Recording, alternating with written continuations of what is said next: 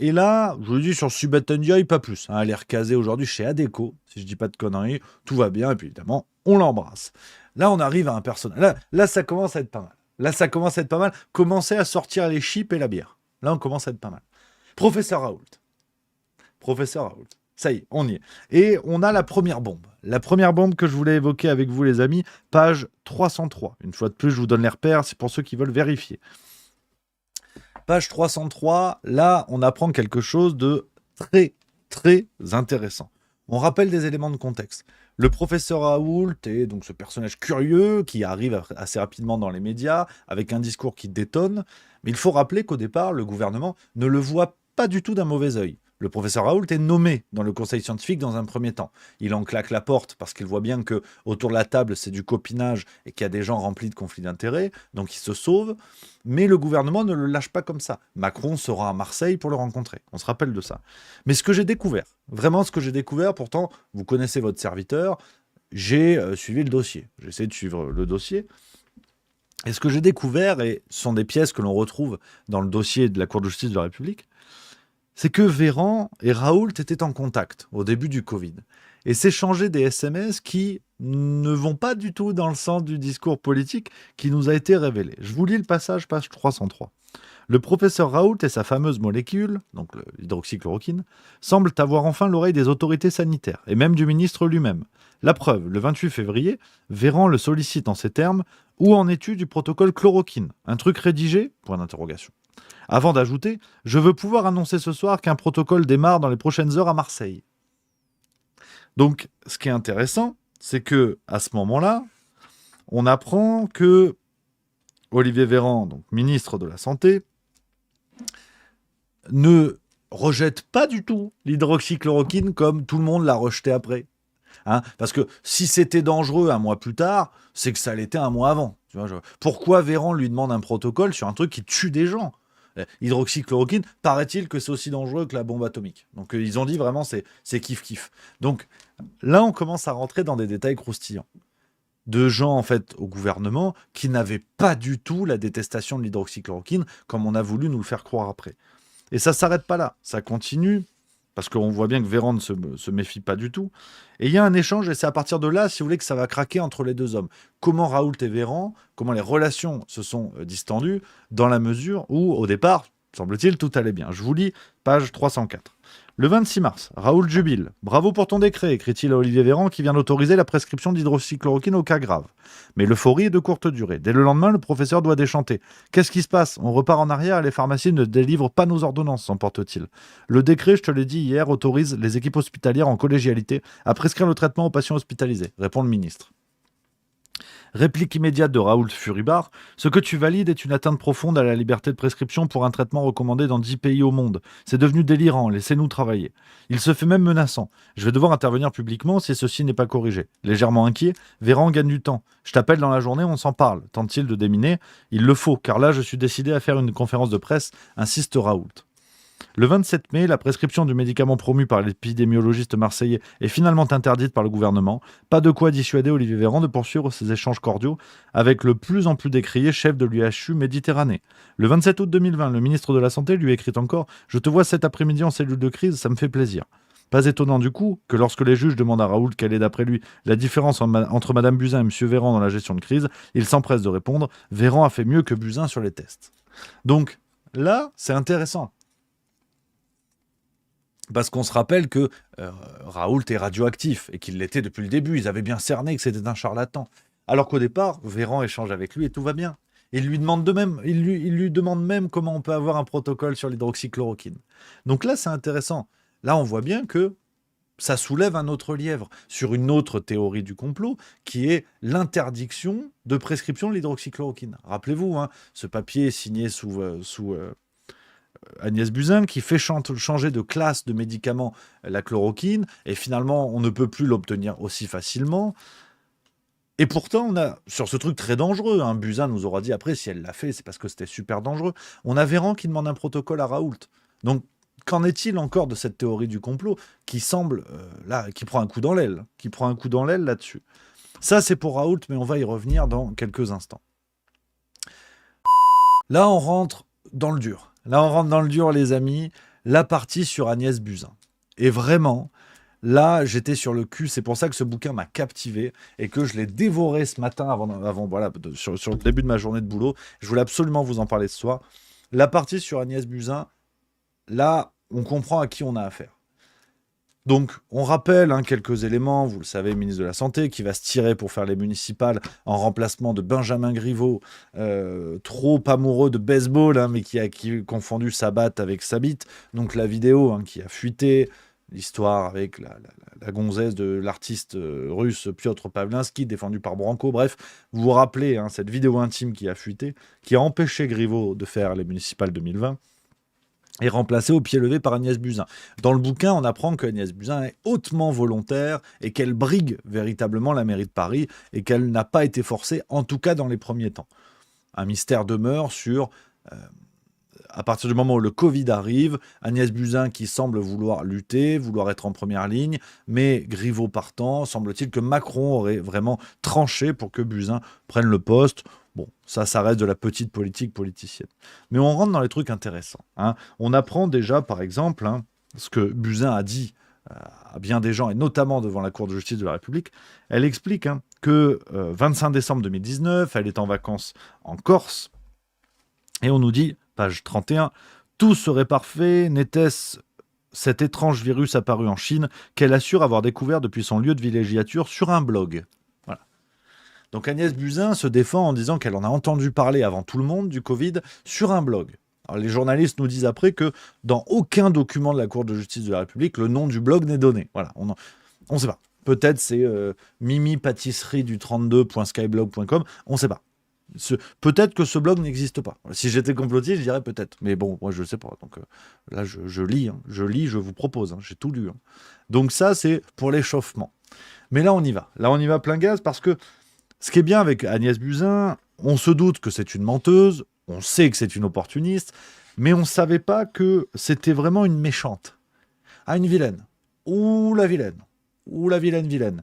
Parce que on va comprendre très vite qu'elle regrette son aventure au municipal, elle n'a pas trop aimé comment ça se passe, et donc elle va dégoupiller. Agnès Buzyn est une sorte de calamity Jane de la picouse. Elle va tirer à vue sur tout le monde. Page 114, je vous lis l'extrait.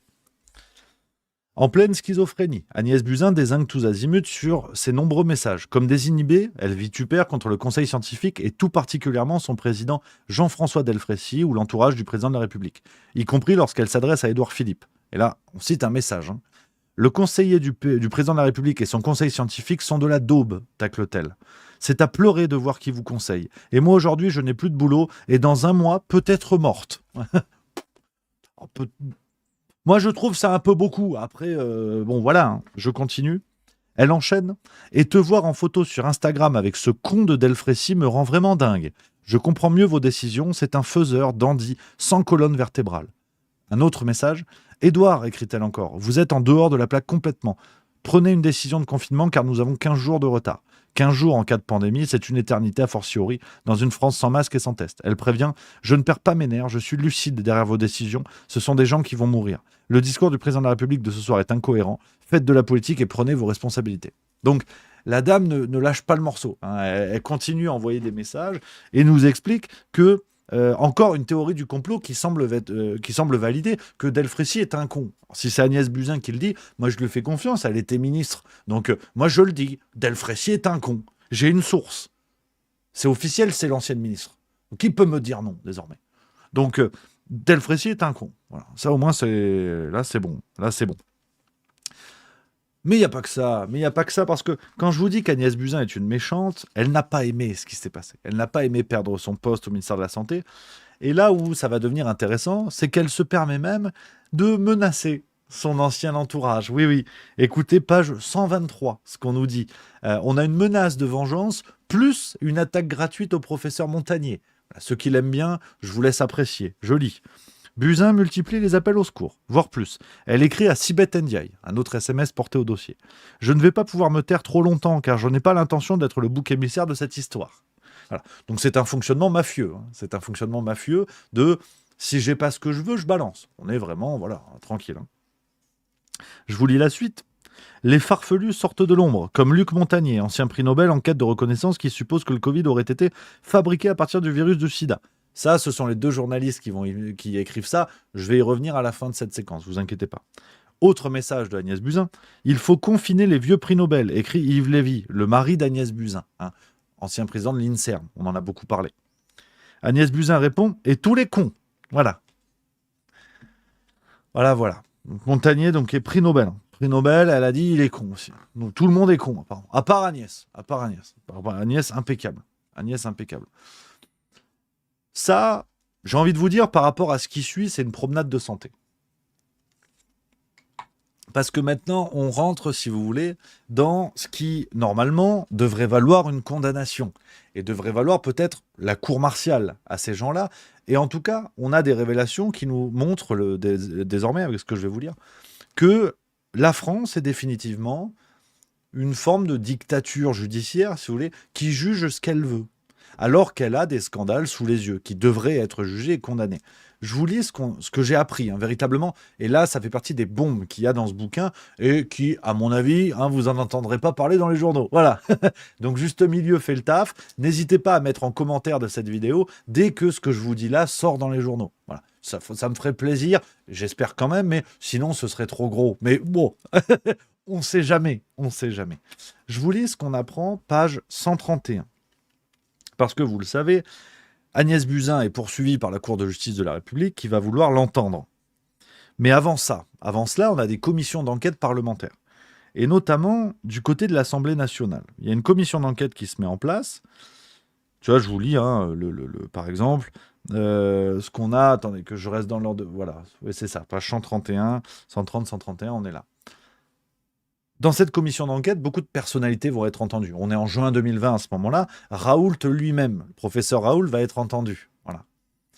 Et qu'est-ce qui va se passer parce qu'on est dans une démocratie. Je veux dire, Agnès Buzyn, elle a été blanchie par la Cour de justice de la République. Les poursuites ont été levées, donc c'est qu'il y a des bonnes raisons.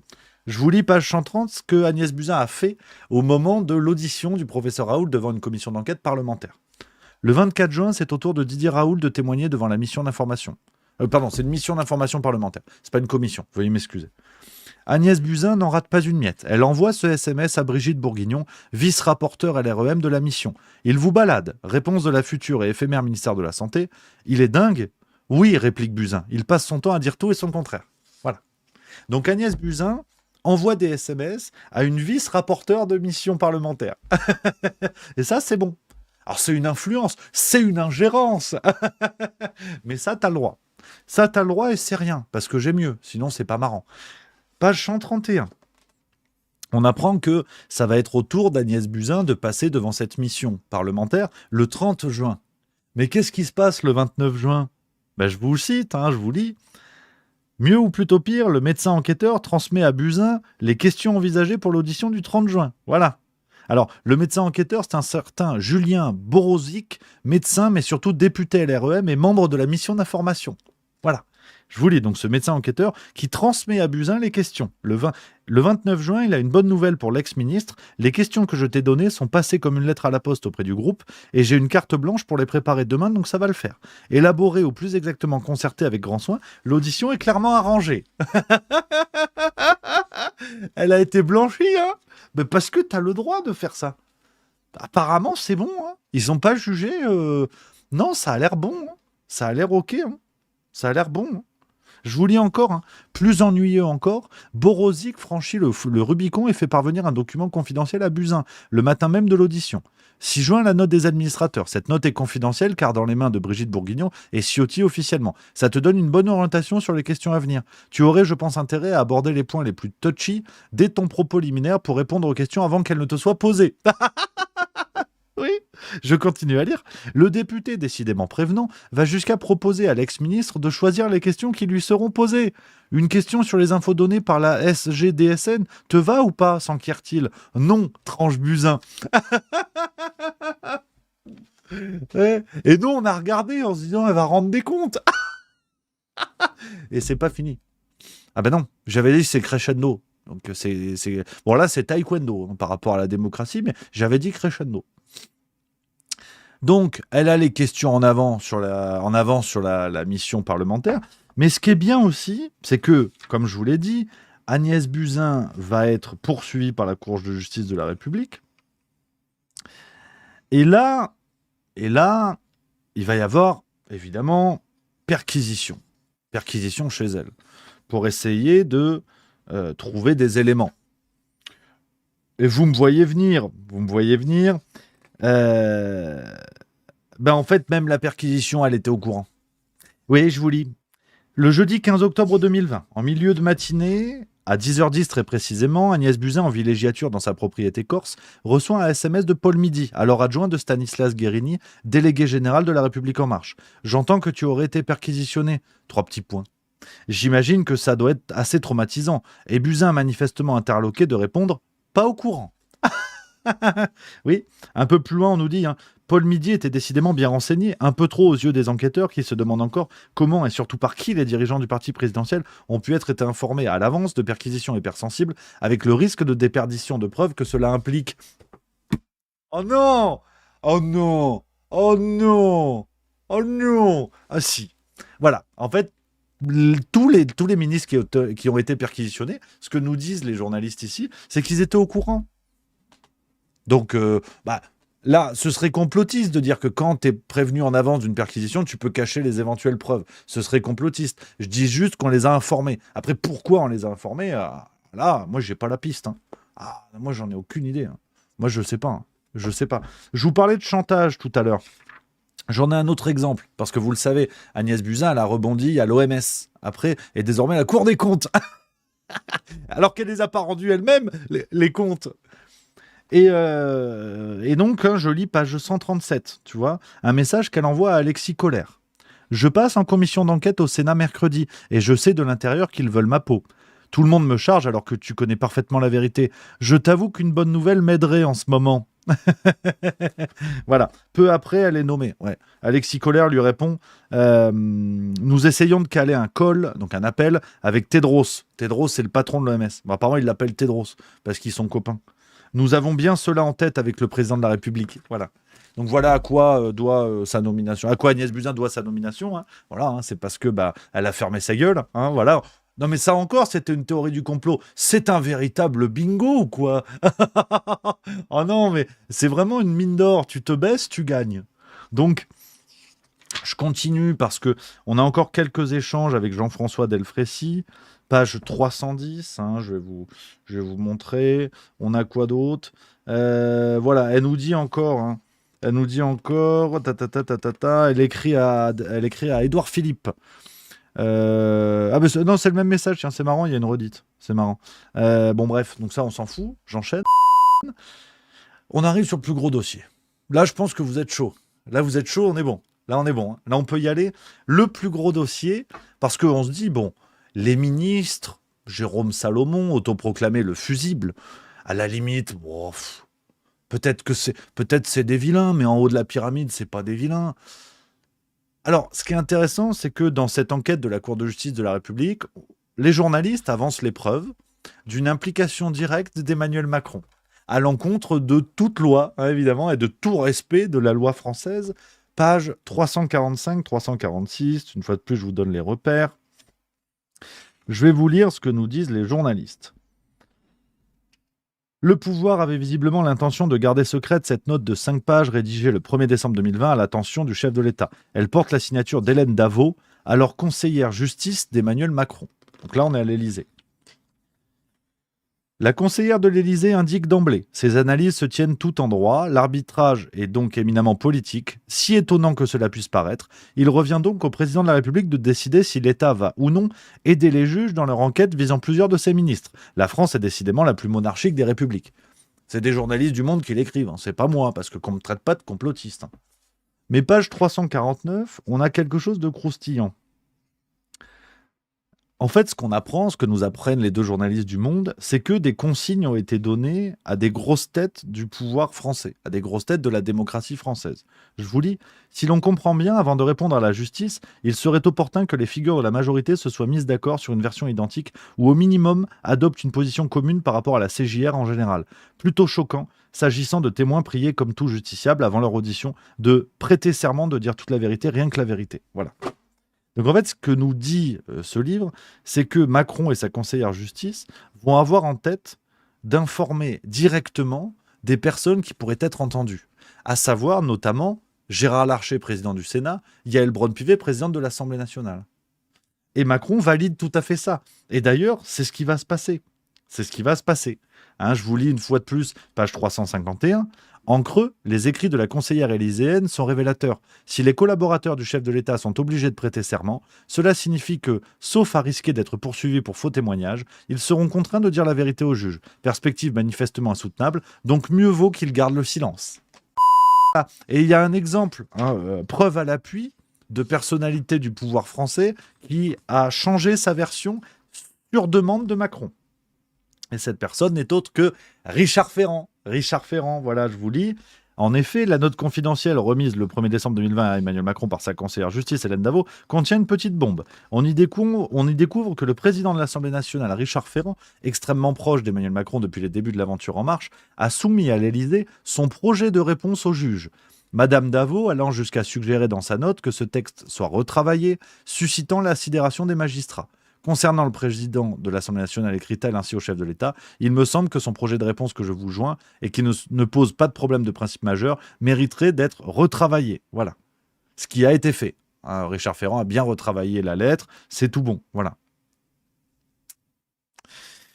Voilà. Donc ça, c'est l'une des bombes contenues dans ce bouquin de l'implication directe de Macron pour inciter des personnes entendues ou potentiellement entendables à utiliser les éléments de discours de l'Élysée et à fermer leur gueule. Voilà. Alors, on rappelle dans une situation où tout le monde est innocent. Ils n'avaient rien à se reprocher. Quand tu es innocent, pourquoi tu fais des trucs de pas innocent à vouloir que tout le monde adopte les versions, au pire de dire des bêtises, au risque de dire des bêtises. Donc et la preuve, la Cour de justice de la République a dit ça. Alors, on arrive un peu à la conclusion, les amis, et l'analyse que je voulais vous proposer, le coup de gueule, bien évidemment. Parce que on a le sentiment de se dire, tout ça pour ça. Hein. Buzyn, Véran, Philippe, les poursuites ont été levées. Et aucun n'a été poursuivi. On a cet exemple assez extraordinaire pour vous dire que le mythe de la justice en France est mort et que l'égalité devant la loi n'existe pas. Page 394. On nous raconte qu'à la fin de ces auditions, il y a eu effectivement 26 ou 27 passages d'audition d'Agnès Buzyn. À la fin, elle a refusé. Elle a refusé de témoigner. On nous dit, voici ce que disent les journalistes, on imagine déjà les images d'une Agnès Buzyn, menottes au poignet, débarquant à la CJR, encadrée par 2 gendarmes. Nul doute que si les membres de la commission d'instruction ont finalement renoncé à cette mesure spectaculaire, à l'évidence disproportionnée, c'est parce qu'ils se doutaient qu'elle leur aurait été vivement reprochée. Cela aurait même fait scandale. Et ce, même si l'article 122 du Code de procédure pénale autorise les juges, selon les cas, à délivrer un mandat de comparution, puis si besoin, un mandat d'amener, voire enfin, un mandat d'arrêt à toute personne ayant refusé de se présenter à leur convocation. Voilà. Donc Agnès Buzyn a refusé, il n'y a pas de problème. Il n'y a pas de problème. Alors, on est tenté de se dire, les amis, tout ça pour ça. Tout ça pour ça. Hein. Après tout, c'est quand même dingue d'écrire un bouquin, de révéler de telles bombes, qui dans bien des pays auraient valu la prison, évidemment. Mais à la fin, on te dit non, tout est bien qui finit bien, ils vécurent heureux et eurent pas d'enfants parce qu'ils sont trop vieux. Et d'ailleurs, et c'est là où on va commencer à rentrer un peu dans le coup de gueule, c'est ce que nous disent les journalistes. Tout ça pour ça. Vraiment, les amis, j'ai eu cette impression, vous savez, de tout ça pour ça. Et ce qui est fort, c'est qu'ils nous le disent là. Je ne sais pas si vous allez le voir, c'est écrit ici. Je ne sais pas si vous voyez là. J'ai mis un petit trait, voilà. Alors, tout ça pour ça. Eux-mêmes, ils l'écrivent. Je vous dis, alors tout ça pour ça. Un non-lieu général annoncé? Oui, précisément. Tout ça pour ça. Et le problème, c'est que ces journalistes, donc messieurs Davet et Lhomme, très sincèrement, j'avais vraiment j'avais foi en eux, soyons clairs. Je trouve qu'ils font un boulot, ils ont fait un boulot assez chouette, assez extraordinaire, notamment avec Le Traître et le Néant, qui est rempli de révélations intéressantes, mais ça m'avait mis la puce à l'oreille sur un truc à l'époque. Mais je me suis dit, Rémi, t'es complotiste, t'es un fâcheux, donc ta gueule, Rémi. Mais là, je crois que le Rémi d'avant avait peut-être un peu raison. Parce que je vais vous lire ce que nous écrivent les journalistes dans leurs conclusions, à la lumière de tout ce qu'ils ont révélé. Si les irresponsables comme Emmanuel Macron avaient cru, irresponsables entre guillemets, avaient cru devoir qualifier les plaignants ne sont pas ceux que l'on croit. Les investigations de la CJR l'ont établi de manière irréfutable. Pour autant, l'irresponsabilité dont l'État français a largement fait preuve en matière sanitaire, et ce depuis de longues années, ne revêt pas forcément de qualification pénale. L'enquête de la CJR a été officiellement clôturée le 28 novembre 2024.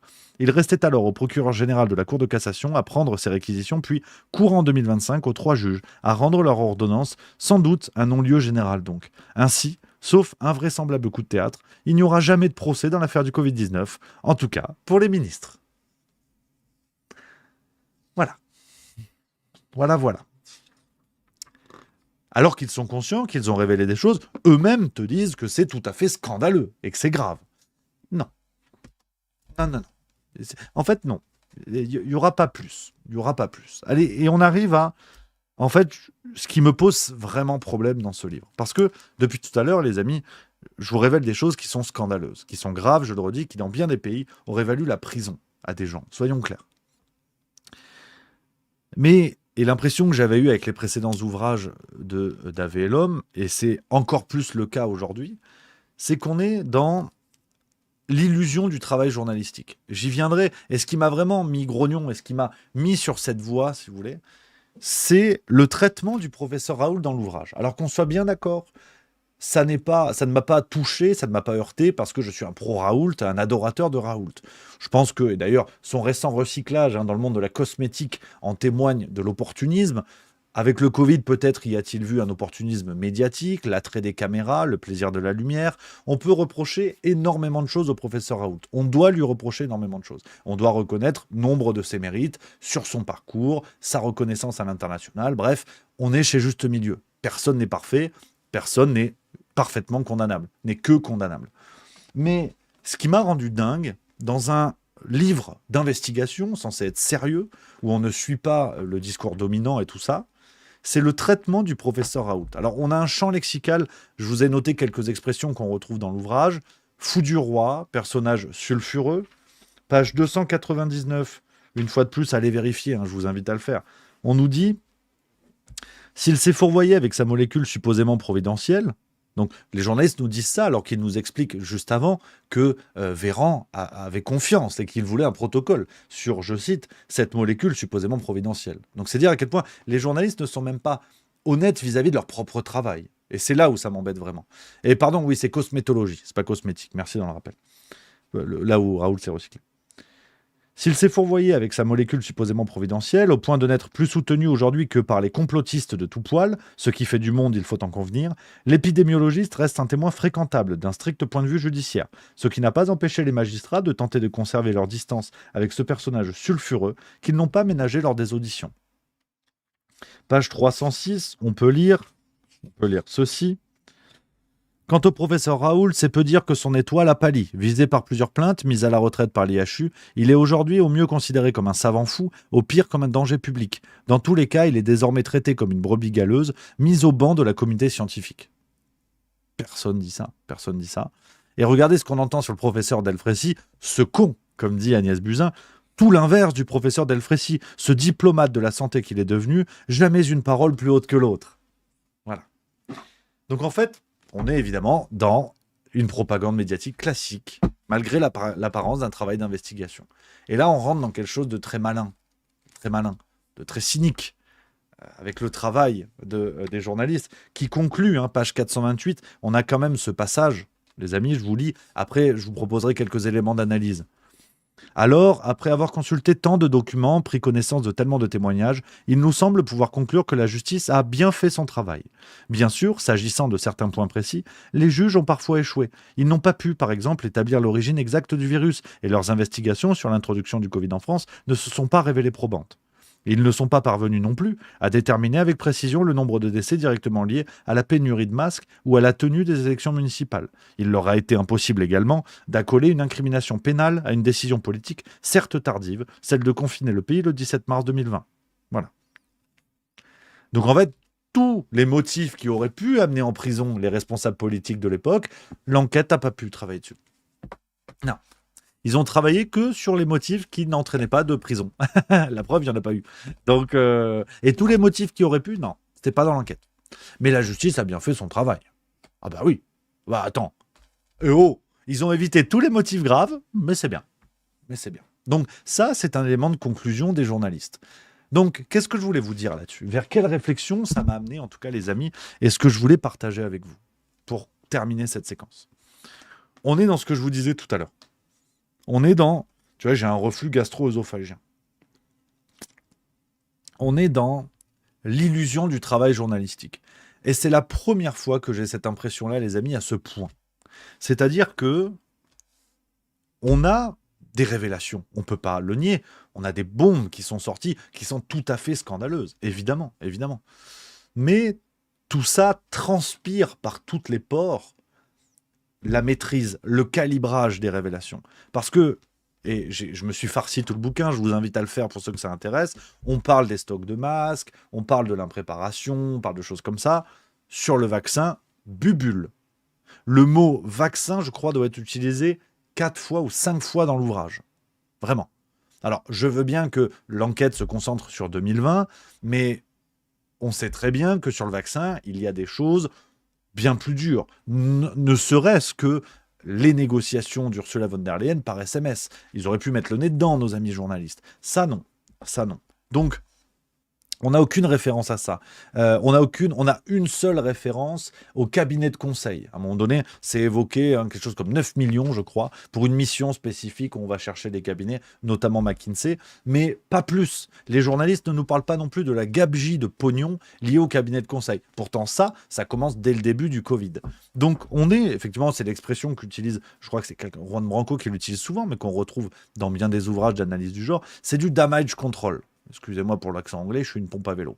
On est dans le damage control, c'est-à-dire on donne l'illusion de la révélation, on donne l'illusion du travail bien fait, mais on sait précisément ce qu'on donne.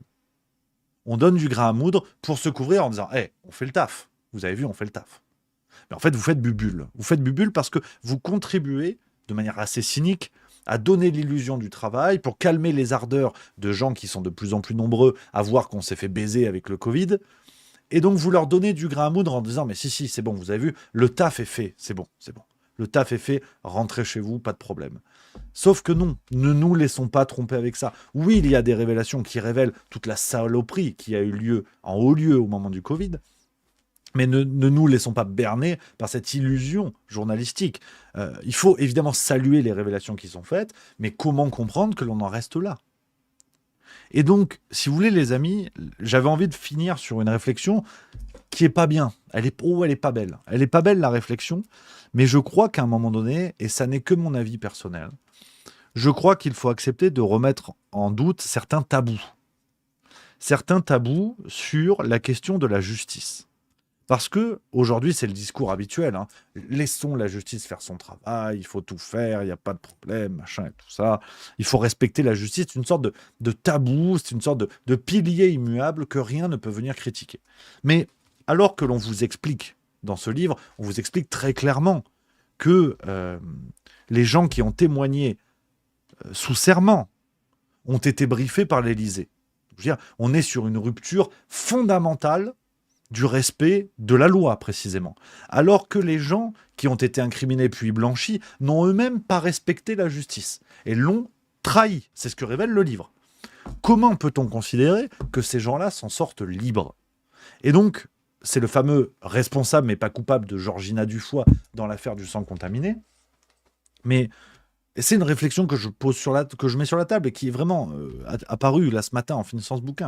C'est qu'à un moment donné, ce responsable mais pas coupable est bien la preuve de l'illusion de justice qui concerne les puissants en France, qui concerne les gouvernants. Mais dans un pays sain, est-ce qu'on peut réfléchir à une forme de culpabilité par responsabilité ? C'est-à-dire que si la justice ne parvient pas à prouver par des faits que vous avez commis un délit ou un crime, quand vous êtes un puissant, quand vous êtes un gouvernant, évidemment, c'est ce qui se passe là. La justice n'a rien prouvé. Bon, elle n'a pas enquêté sur les éléments sur lesquels elle aurait pu envoyer en prison ces gens-là, mais elle n'a rien trouvé sur les autres éléments qui n'étaient pas dangereux. Mais dans un pays sain, on a une forme de culpabilité par responsabilité.